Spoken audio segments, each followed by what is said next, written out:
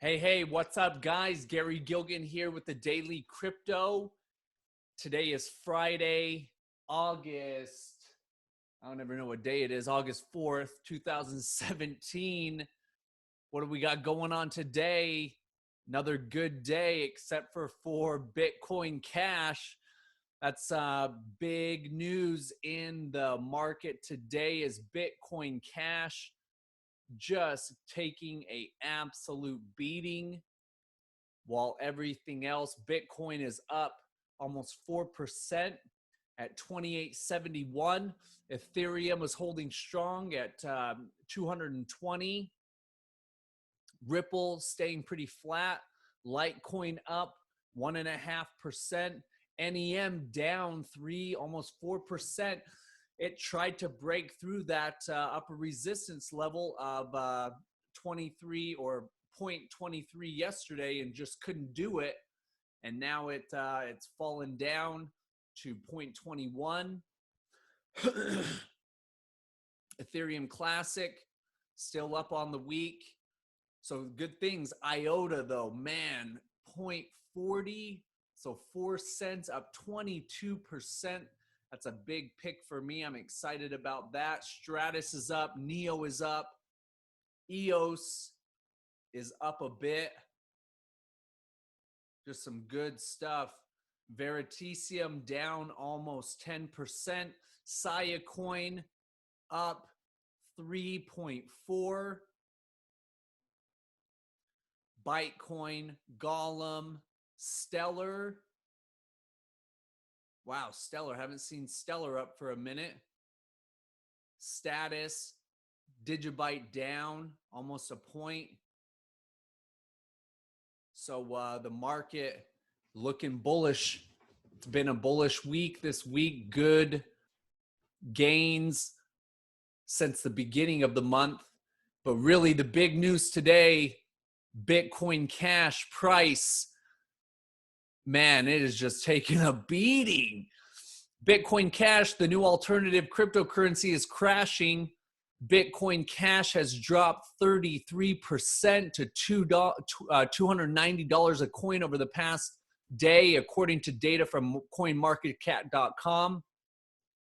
That's down from its all-time high of $727 set on Wednesday, just a day after its debut. Meanwhile, Bitcoin is up 1.92% at 2852. Man, just crazy stuff. Many folks in the community think Bitcoin Cash's price has been inflated by issues with the technology underpinning the coin. So as we can see, with the price dropping as far as it has, 50% or more since hitting that all-time high of 727, I think that a lot of people, because a lot of the exchanges now are you're able to trade the coin. So a lot of people are cashing out. I think they're cashing out. They're going into Bitcoin. They're going into the other altcoins. Very interesting stuff. So what are we seeing? Are we seeing that Bitcoin Cash is really not the solution that people were looking and hoping for? Bitcoin Cash's price falls 57%, while some investors must wait until 2018 to receive their tokens. What? Two of the world's largest cryptocurrency exchanges have changed their minds and decided to support the new asset, Bitcoin Cash, but customers will have to wait until January 2018 to gain access to their tokens. We've examined all of the relevant issues and have decided to work on adding support for Bitcoin Cash for Coinbase customers, but I think it's you're a day late and $1 short, Coinbase. Just read some news yesterday that Coinbase, because they did not support Bitcoin Cash from the inception, that they lost a lot of their members. I don't use Coinbase. I don't advocate using Coinbase, storing crypto on Coinbase or really any exchanges. I do use Coinbase though for to use a debit card. So I keep very limited funds on Coinbase. I just use it to spend for day-to-day spending. But as far as an exchange or a place to store coins, definitely not. And this is just another reason why is, them not supporting it. And then less than a week later, changing their mind. I don't like that. Not only that, but I think that they work too closely with the government, even though they are still pushing back and they are still fighting with the IRS. We'll see what happens long term for that. It's a very interesting stuff. And then just like I talked about yesterday, could Bitcoin help Venezuela in their crisis? So a lot of people don't really pay attention, but in Venezuela, there's a hyperinflation going on because the same thing that's happening in America. The government is just printing, just, making it rain with the bolivar. And then obviously when any government does that, then eventually the money goes to its natural intrinsic value, which is zero. And we're seeing exactly what happens when a government tries to print its way into prosperity. And Venezuela has already been proven in the past to support Bitcoin, that people are buying Bitcoin with the bolivar to try to preserve their financial value. Protests continue to rage in Venezuela as inflation soars to unprecedented levels and price of oil remains low, which is one of the main exports of Venezuela. So if the price of oil stays low, then their exports, their GDP is going to stay low. And in order for the government to continue paying people in the socialist type of government that they are running down there, it's just going to continue to devalue that money. The country's national currency is now worth less than fictional gold in Azeroth. The setting of the popular, massively multiplayer online role-playing game World of Warcraft, pushing Venezuelans to Bitcoin to hedge against the nation's struggling economy. So what happened? Venezuela underwent a revolution under President Hugo Chavez, bringing social programs such as education and healthcare to the people, propped up by increasing oil prices. This was years ago. During his presidency, however, Chavez was accused of bending the economy for his own personal gain, human rights violations, and intimidating the media. So becoming a dictator. Price controls placed on basic goods, including food, initially meant to redistribute wealth and reduce costs, led to hyperinflation and shortages. So we are seeing a clear-cut image of what happens in a socialist-driven or a socialist philosophy-driven economy like Venezuela. Now, obviously, it's fueled by the leader, which was Hugo Chavez. Venezuela's misfortune increased, however. In 2013, Chavez passed away and his vice president, Nicolas Maduro, took power. Worries of corruption mounted while plummeting oil prices created an undesirable economic climate. Maduro's inherited economic burden, in addition to the leader's failure to diversify the country's economy, led to widespread protests in 2014. So it's now been over 3 years that Venezuela has been trying to recover from hyperinflation. Venezuela turns to cryptocurrencies. Between 2014 and 2016, the number of users on just one Venezuelan Bitcoin exchange skyrocketed from just several hundred to over 85,000 users. Cheap, subsidized electricity and a failing currency push a number of young entrepreneurs to build their own mining operations. One trader, John Villar, Caracas-based software developer, most eloquently stated, Bitcoin is a way of rebelling against the system. I love that. While the currency remained a niche form of payment in the country, many users purchase food and goods online through online marketplaces such as Amazon.com, albeit indirectly through gift cards purchased with the cryptocurrency. Which leads me to this point. This is not just happening in Venezuela. This is happening all over the planet. You've got these governments and these central banks that are just printing money. Just printing money. They don't care. Just printing. And what it's doing is it's driving the value, the intrinsic value of the paper down, and it's forcing people to go into cryptocurrency, which is naturally a better store of value than the paper.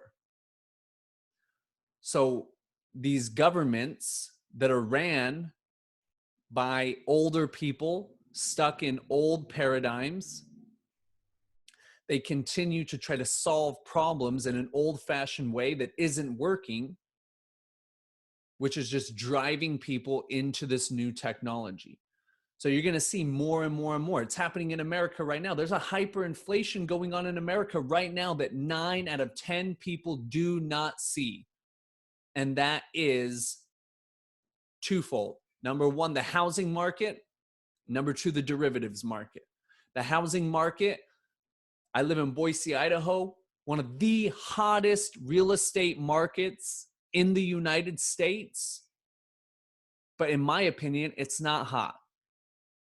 To me, it is a massive bubble ready to pop.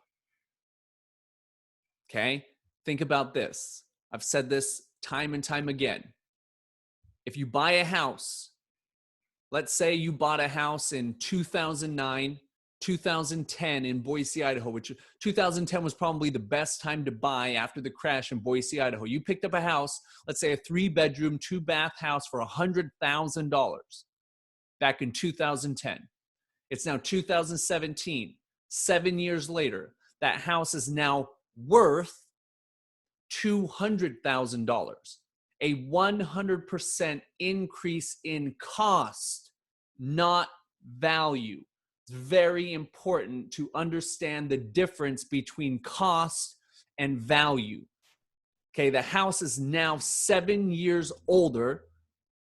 So the wood, the materials that it took to build that house are now 7 years older. So the value, the intrinsic value of that house has not gone up. The value of the dollars that it takes to buy that house have gone down. It now takes 100% more dollars to buy that exact same house, meaning that the value of the dollar is going down. That's called inflation. As we continue on this road, leading to the second point, we're going to have hyperinflation, and that's derivatives, the derivatives market. I just watched a video the other day by a guy, Dollar Vigilante, Jeff Berwick, talking about the derivatives market, that the derivatives market back in 2008 was roughly worth $70 trillion.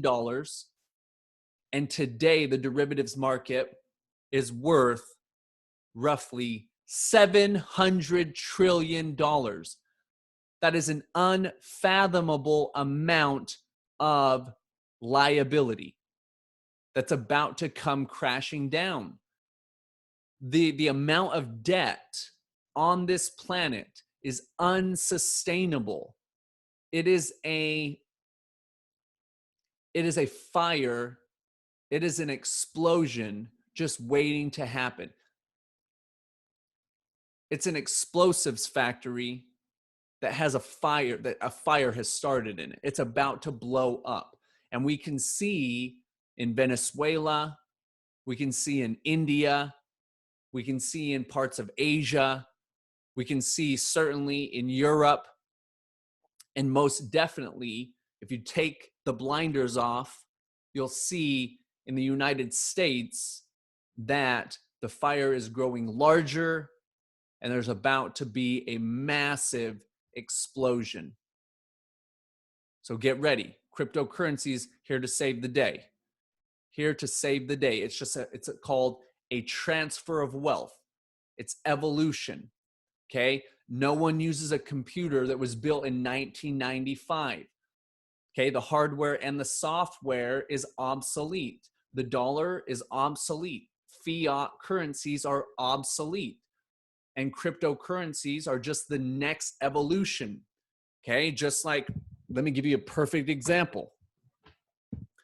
These two phones. This is an iPhone 6. This is an iPhone 7 Plus. Okay? This, although it's not obsolete yet, the computing power, the hardware, the software, the functionality of this phone is exponentially greater than this one. So naturally, people want the better technology.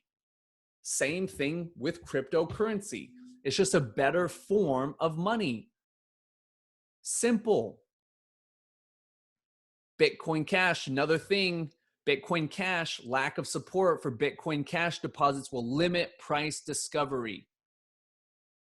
People got free Bitcoin Cash.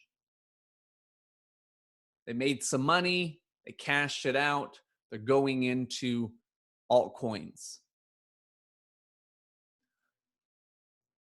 Top 10 crypto show signs of bullish run next week. This was from last week, actually, but as we can see, it's happening. It's been quite a bullish week for many of the top altcoins. Very exciting stuff. Very exciting stuff. So it's been a great week in crypto. Bitcoin Cash, we've made it. We made it through the Bitcoin hard fork. We'll see what happens next week and the upcoming days, what's going to transpire with Bitcoin Cash. Because here's the thing, guys. Look at this. It still has it's number 4 market cap with a $4.3 billion market cap. So there's still a lot of money in the space. Let's refresh. Let's see where we're at. Still a lot of money in the space. So for it to go to just zero would take a lot of people selling out. But a lot of people are selling out. And I think that they're going into Bitcoin and they're going into these altcoins, which is creating that bullish move forward.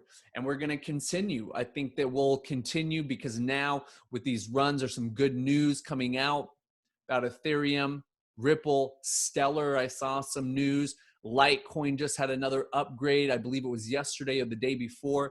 So there's a lot of good information, a lot of good evolution and advancements in these cryptocurrencies.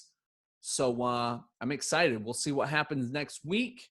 Hope you guys have a great weekend. See you next time.